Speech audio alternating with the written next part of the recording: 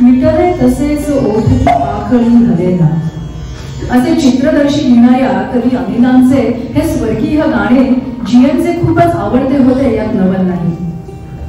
आज हे गाणं सादर करत आहेत श्रीनिवास कुलकर्णी. पेटीवादक आहेत महादेवन अय्यर आणि तबलावादक संदीप सिरा. अजूनही विसरून आहे.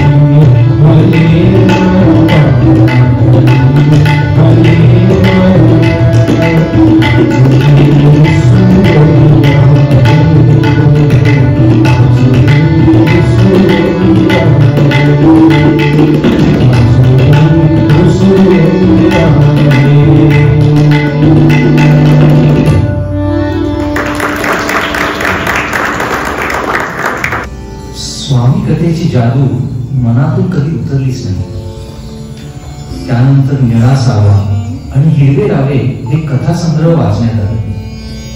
त्यावरून तर हा लेखक अगाध आहे याबद्दल शंकाच उरली.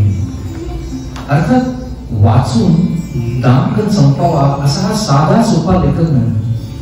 पावलापावलावर तो थांबवणारा आणि इथे हे बघ इथे विचार कर असे करीत नेणार.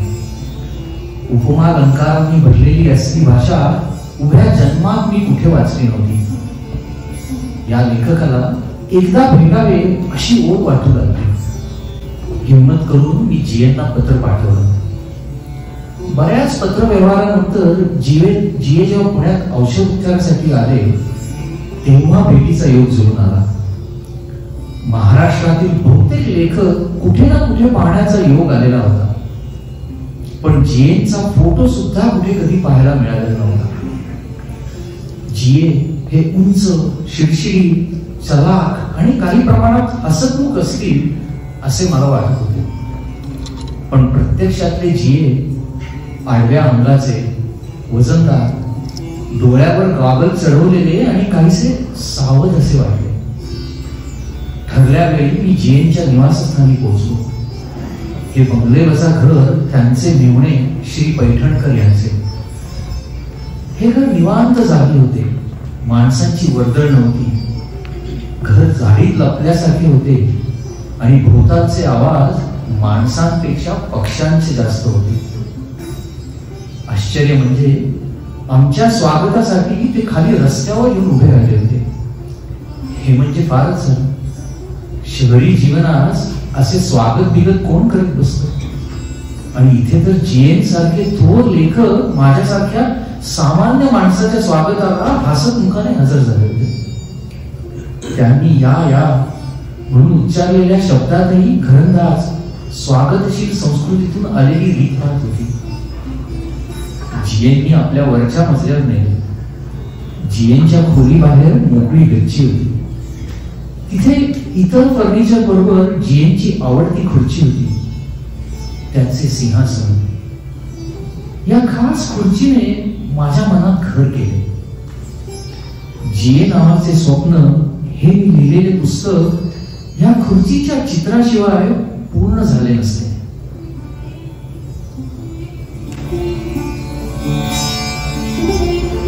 भाजी आणणं ही बाबू अण्णाची आवडती गोष्ट होती.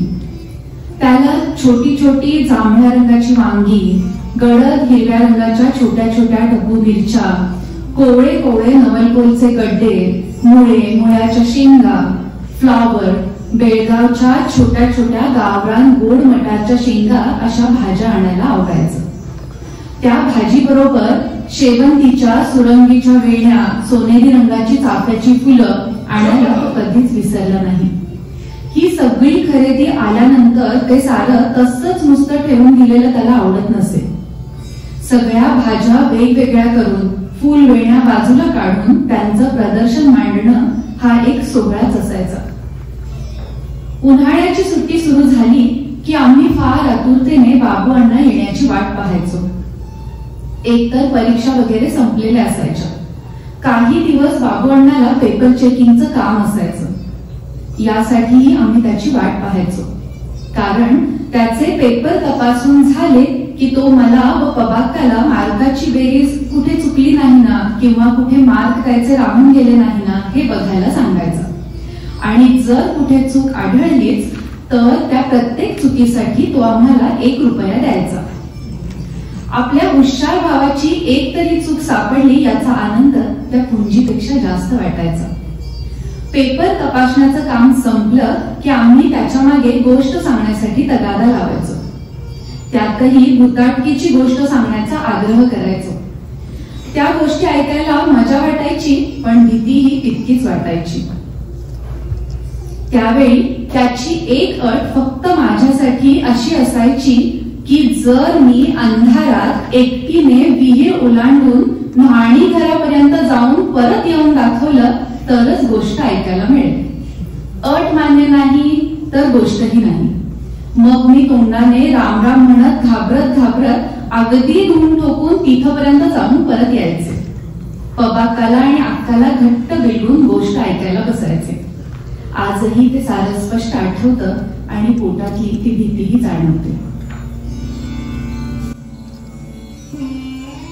जीएनच्या कथांमध्ये भाषेचे सौंदर्य हा कुठल्याही वाचकासाठी एक आल्हाददायक आणि मनाला मोहून टाकणारा अनुभव आहे. केवळ उदाहरणार्थ म्हणून प्रवासी या कथा आणि दूत या कथांची आम्ही निवड केली आहे. खरं म्हणजे कुठलाही कथासंग्रह उचलून कुठल्याही कथेतून अशी उदाहरणं देता येतील. प्रवासी ही जीएनची 59 पानी दीर्घ कथा रमलखुणा या कथासंग्रहात आहे. अनेक वेगवेगळ्या कथांचे जीव स्वगर्भात सामावून बसलेली ही कथा आहे. प्रवास हे अख्ख्या आयुष्यावरचे अतिपरिचित रूपक जीएननी अनेक कथांमध्ये वेगवेगळ्या पद्धतीने वापरलेले आहे. प्रवासी या कथेतील काही भागाचं अभिवाचन करतील भाग्यश्री बागुंदी. मावळत्या सूर्याच्या सोन्यानं नदी धरली होती. तिच्या संथ पाण्यातून पंखाप्रमाणे दिसणाऱ्या रेषा मागे उंटवत नाव किनाऱ्याला लागली व नाविकानं वल्ल वाळूत रुतवून ती थांबवली. बाणासारखा काठ उंच नाविक नावेचाच एक जिवंत भाग असल्याप्रमाणे नाव सहज हलवत होता व त्याच्या हालचालीतील ताबेदार सामर्थ्याकडे पाहत असता प्रवाशाला फार कौतुक वाटत होते. प्रवासी किनाऱ्यावर उतरला व त्यानं समोर निरखून पाहिलं. भोवतालच्या गर्द झाडीत एक अस्पष्ट पाऊलवाट दुर्बल सर्पाप्रमाणे वर वर सरकत जात होती. पूर्ण अंधार व्हायच्या आत आपण तिथं पोहोचलंच पाहिजे या निश्चयानं त्यानं पाऊल उचललं व तो आत शिरला. झाडांची दाटी वाढू लागली व अंधारावर गिजगीज होत असल्याप्रमाणे रात किड्यांचा आवाज उमटू लागला. थोडं अंतर गेल्यावर अद्याप आपणाला किती जायचंय हे पाहण्यासाठी त्यानं समोर पाहिलं तेव्हा भीतीनं तो जवळजवळ कोसळलाच. समोरील झाडांच्या गर्दीत एक अजस्त्र डोळा त्याच्याकडे निश्चलपणे पाहत होता. पण नंतर त्याची भीती विरली व त्याला हायसं वाटलं. मंदिराच्या शिखरावर चारही दिशांना दूरवर पाहण्यासाठी कोरलेल्या विशाल डोळ्यांपैकी तो एक डोळा होता. नाविकांना सांगितलेली माहिती येतपर्यंत सत्य होती हे पाहून त्याला उत्साह वाटला व तो वेगानं खडक उतरू लागला. थोड्या वेळाच्या श्रमानंतर तो मंदिराच्या भव्य शिल्पापाशी उभा राहिला. मंदिराच्या परिसरात काटेरी झुडपं जोमानं वाढली होती व पटांगणात देखील आता निवडुंग निर्भयपणे नांदत होता. पण मंदिराच्या गाभाऱ्यात मात्र दोन समया तेवत होत्या. प्रवासी आत येत असता तेथील नीरवते त्याच्या पावलांचा दबलेला प्रतिध्वनी अदृश्य विलक्षण नगाऱ्यावर अदृश्य हातांचा हलकाच ठेका पडत असल्याप्रमाणे घुमत होता. उंच चौथऱ्यांवर समयांच्या प्रकाशात उभ्या असलेल्या पुरुषभर उंच मूर्तीकडे पाहताना मात्र विस्मय आणि लालसा यांच्या प्रभावामुळं तो खिळल्यासारखा झाला.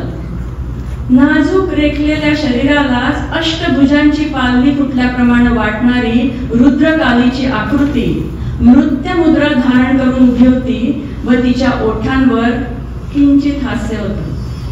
तिच्या कपाळावर असलेल्या देदीप्यमान हिरव्या रत्नामुळं तिच्या अंगावर मृदू कांती पसरली होती व ती एका हिरव्या नीरव प्रपाताच्या कोमल प्रवाहात अखंड उभी असल्याप्रमाणे दिसत होती. एवढ्या दीर्घ प्रवासानंतर अखेर ते रत्न पाहताच आपला सारा प्राणच हिरवा होऊन रत्न झालाय असं त्याला वाटलं. झपाटल्याप्रमाणे तो वर चढला व सारी लालसा बोटात उतरल्याप्रमाणे त्यानं अधीरपणे रत्नास हात घातला. पण रत्न चिरेबंदी असल्यानं किंचितही ढळलं नाही. डोळे दिपवत असलेल्या प्रकाशाकडे पाहण्याचं टाळत त्यानं हातातील लोखंडी दांड्यानं मूर्तीवर प्रहार केला. त्या क्षणी मूर्ती द्विधा झाली व त्याबरोबर रत्नाचा हिरवा गोल त्याच्या हातात आला. त्याचं ताणलेलं हावरं शरीर सुखावलं व चबुतऱ्यावरच तो समाधानानं विसावला.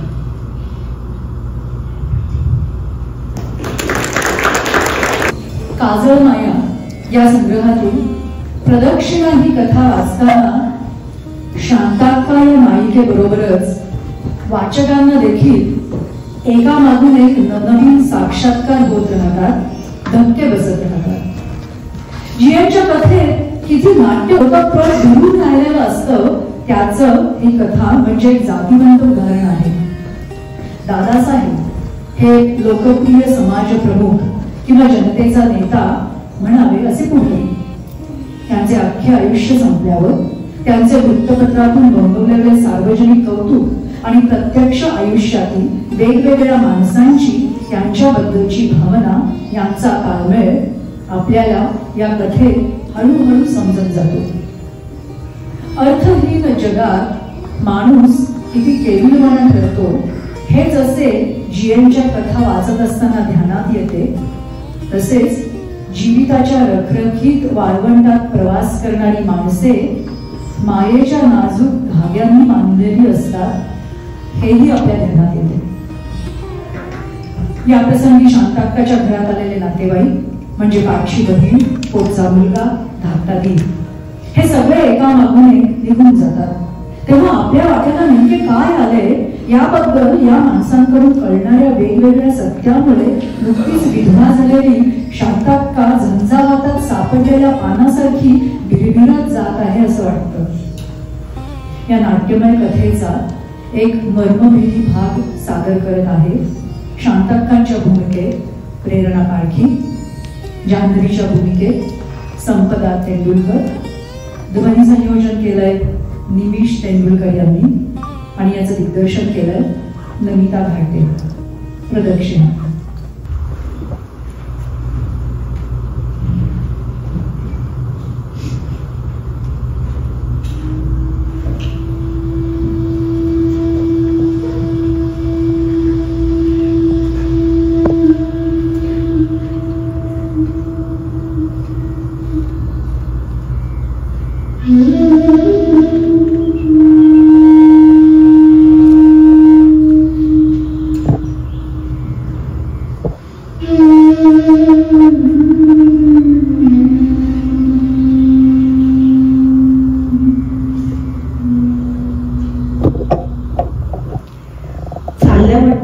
डॉक्टरीबाई परत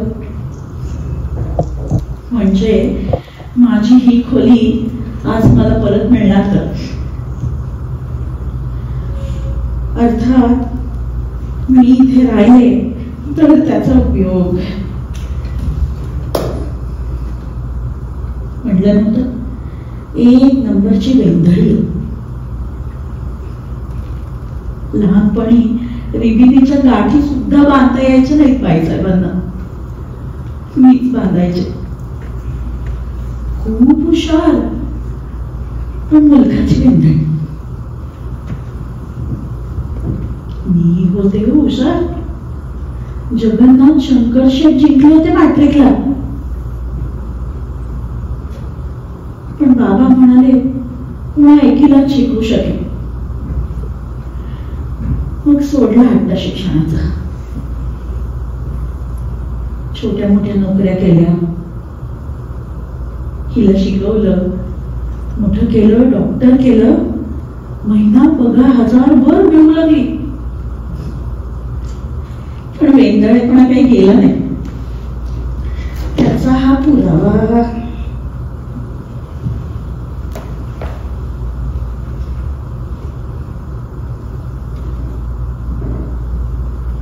यांचं पाकिट.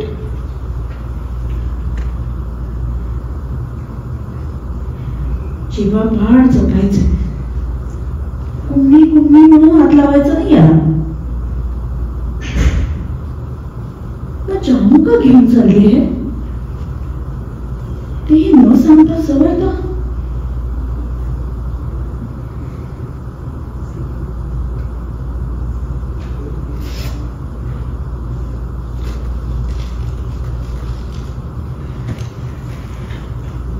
जानू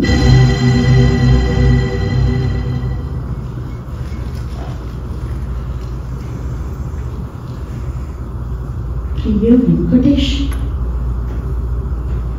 प्रिय वेंकटेश, प्रिय वेंकटेश.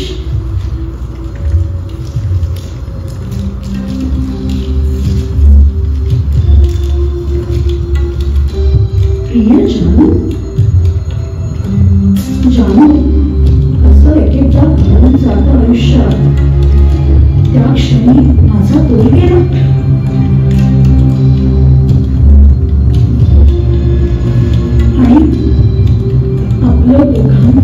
आयुष्य फार बदलून गेलं. नाहीतर राजरोजपणे माझी म्हणून तू माझ्या घरात आली असतीस.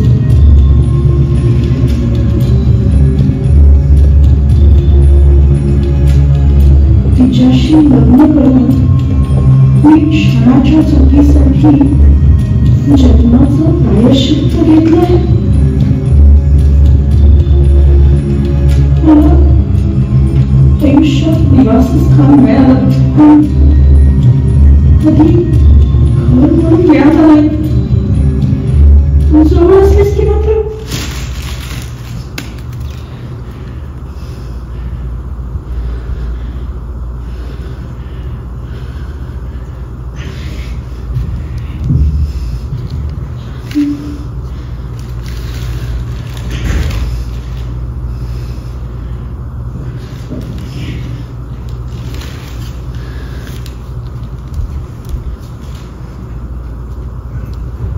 झालं.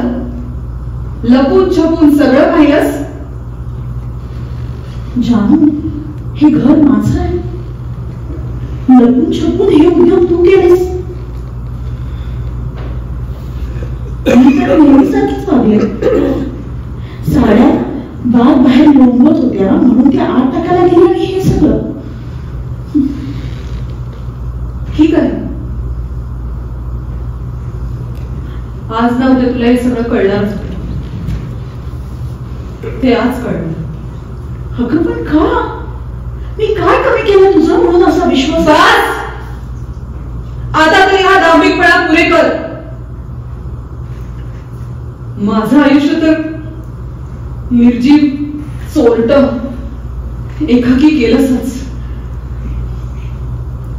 त्यांचंही जगणं निरस केलंस. विश्वासघात कोणी कोणाचा केला? कोणी कोणाचा म्हणजे? मी केला विश्वासघात? नाही केलास. तुझ्या या मानभावी आपुलकीचा आता मला वीट आलाय. सारखं जानू जानू, तुला हे घेऊ तुला ते देऊ. दिव्याभोवती पदर धरावा तसं सारखं जपणं. अगं पण त्यांनी सगळं सांगितलंय ग मला. तुझ्या शाळेच्या समारंभासाठी जेव्हा ते आले तेव्हा स्वतःहून त्यांच्या भिंतीला धावणं, पुढे पुढे करून त्यांना हवं नको ते पाहणं. चवीचं पातळ काय, डोक्यात गजरा काय, आणि मग कपालेश्वराला जाऊन नको ते करायला पुन्हा कळलं. शी. अगं त्याआधी पुण्यात आमची ओळख होती. आम्ही दोघांनी लग्न करायचा निर्णय घेतला होता. याचं तरी भान ठेवायचंच. काय जानू, अगं शपथ घेऊन सांगते, या क्षणापर्यंत मला यातलं काहीही ठाऊक नव्हतं. यांनी तरी सांगायचं.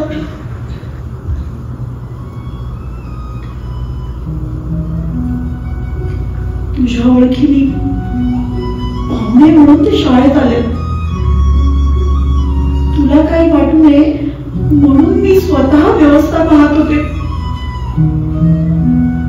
केवळ आबाजी होते म्हणून मी कपालेश्वराला जायला तयार झाले. हवा गार आहे म्हणून यांनी त्यांना शाल आणायला पाठवलं. आणि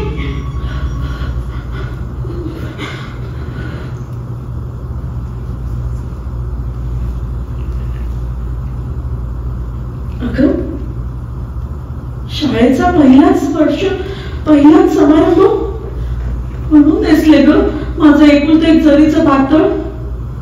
आणि गजरा घातला तर भुरळ. थांब जानू, हे सगळं तुला यांनी सांगितलं? हो. माझ्यापासून त्यांनी कधीच काही लपवलं नाही. त्यांना अडचणीत पकडून लग्न करायला भाग पाडलंस तू. आणि अजून काय दिवस त्यांना आयुष्यात तर शून्य. गळ्यातल्या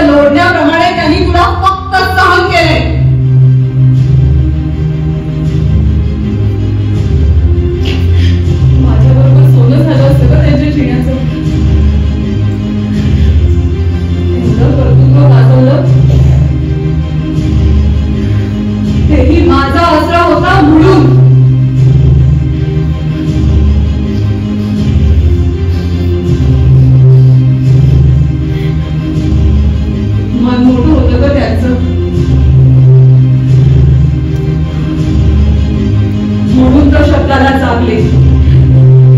तू गडबड होतीस म्हणून त्यांना लग्नाची सक्ती नव्हती.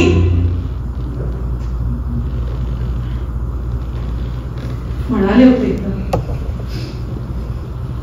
फक्त हात धरला आणि जवळ घेऊन चुंबन घेतले म्हणून कोणी गरोदर होतं का जानू? फक्त चुंबन, फक्त चुंबन. बलात्कार होता तो, बलात्कार.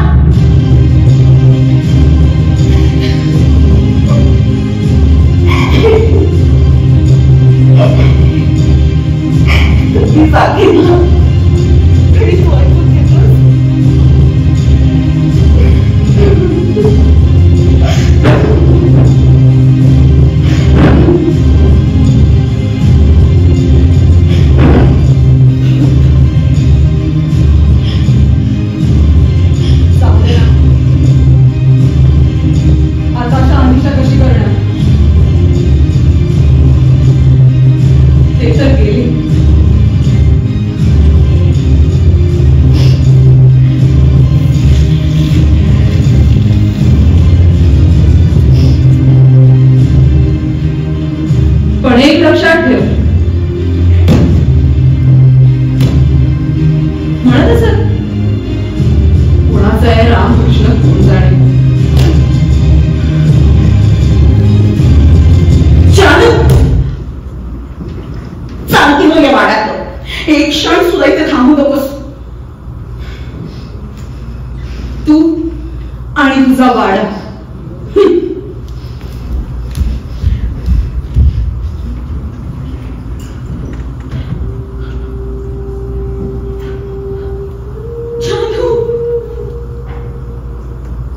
जानू एकदा तरी मागे वळून बघ.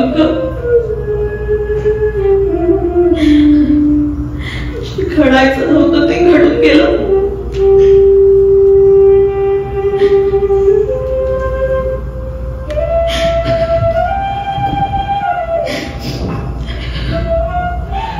लहानपणापासून एकदा सुद्धा मी तुझ्यावर हात उगारला नव्हता ग. हे व्हायला नको होतं, हे व्हायला नको होतं. जानू आता कधीच भेटणार नाहीस का ग मला?